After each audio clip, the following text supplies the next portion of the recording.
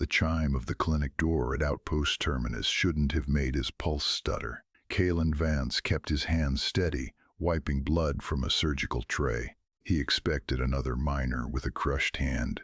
He didn't expect a ghost. Empress Vale stood in the doorway, her luminous skin casting a faint, star-like glow against the sterilized walls.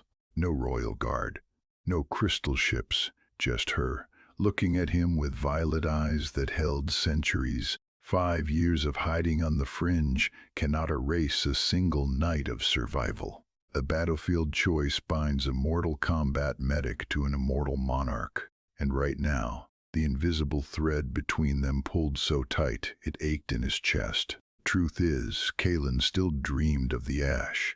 Aethelgard 9 had been a city burning from the inside out. The Krell horde turned the sky into raining slag and screaming metal. He was running on empty that night, hauling his pack through the pulverized concrete, when he saw her silver light bleeding into the dirt. She had been dying, black venom webbing up her throat, choking the luminescence from her veins. Kalen didn't know Royal Lumina anatomy. He just knew pain. He drove a broad-spectrum human antitoxin straight into her neck. Field medicine wasn't about perfection. It was about buying time. He had carried her into a collapsed cavern, his muscles tearing as he dragged boulders to seal them in the dark. Outside, krill patrols clicked and hissed, hunting. Inside, there was only the erratic thud of her heart against his chest.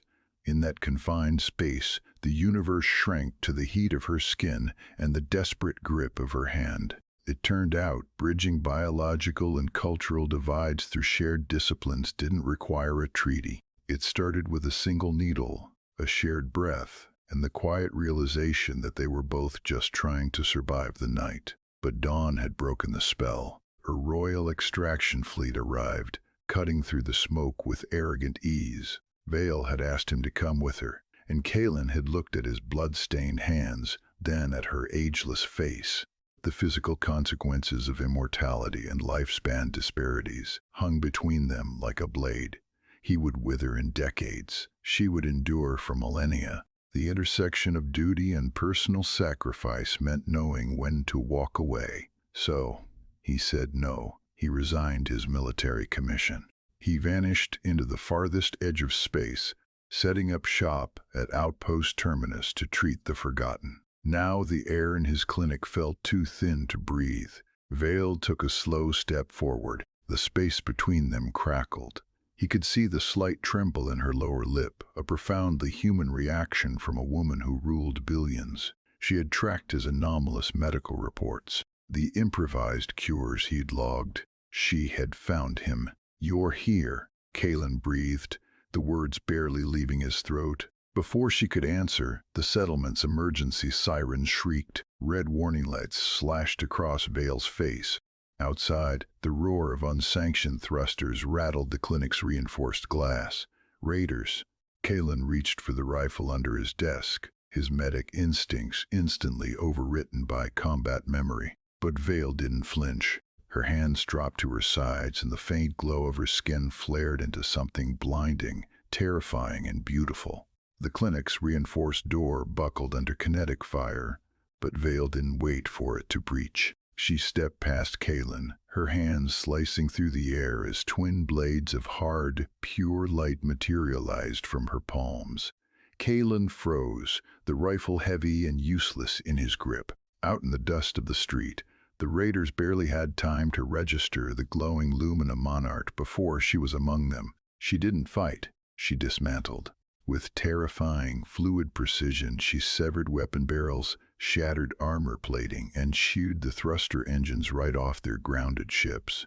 It was over in 80 seconds. The raiders fled into the wastes, terrified of the starlight burning in the settlement. When the glow finally faded from her skin, she didn't look at the wreckage. She turned slowly back to the clinic, back to him. Her chest heaved. The distance between them had been 5 years and half the galaxy. But as Kalen dropped his rifle and crossed the floor, that distance vanished. He pulled her against him, burying his face in her shoulder. Her hands gripped his shirt like she was afraid he would evaporate. "I'm done running," he whispered against her skin. He followed her to Celestia Prime, trading the gritty isolation of the frontier for halls of singing crystal. Felt like stepping into a dream. But Kaelin refused to be a monument to her past. He found his anchor in the medical wards.